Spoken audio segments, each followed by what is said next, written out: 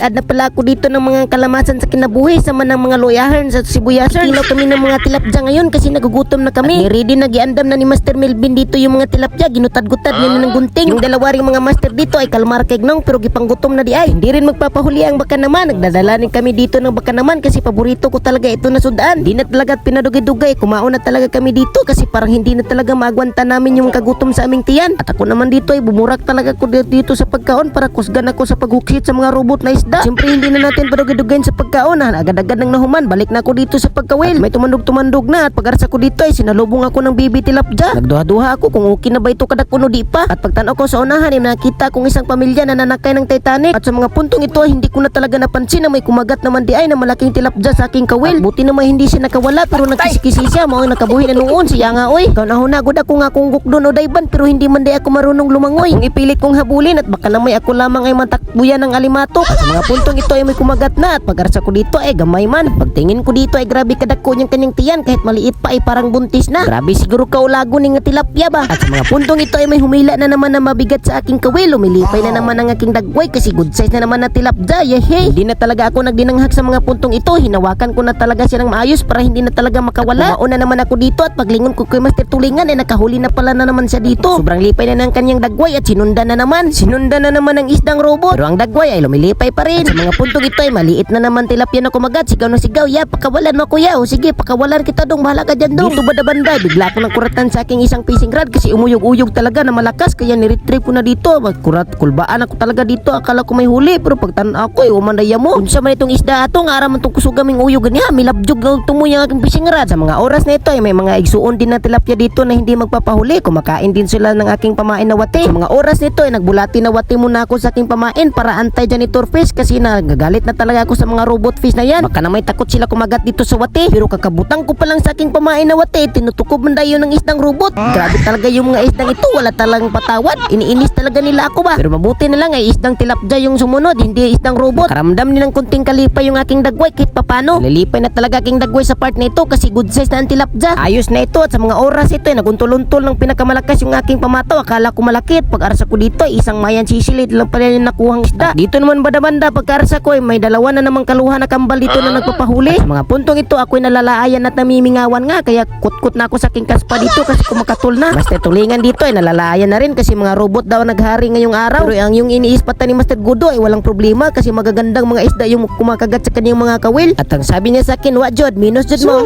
Minus ka lang ngayon Master. Tingin ko sa kay huli sa kay Master Tulingan dito ay parang mingaw-mingaw yun pero nakachampa pa rin siya dito ng Magikarp kahit pauwi na kami. Kaya ang dalagway niya na nasasad ay lumilipay na. Dito banda-banda ito na rin pala yung mga huli ko lahat. Hindi na sinasama ko yung mga janitor fish kasi nakakatakot talagang tignan kasi napakaitim parang kulay ng interior ng gulong. Kahit pauwi na kami mga master ay lagi pa rin napagpakita si Master Gudo sa kanyang huli kasi siya raw ang star of the day. Talaga siya nakahuli ng robot at mga magagandang isda yung mga nahuli niya. Pa-share naman po mga master kung umaabot kayo sa part na ito. Marami pong salamat po sa inyo.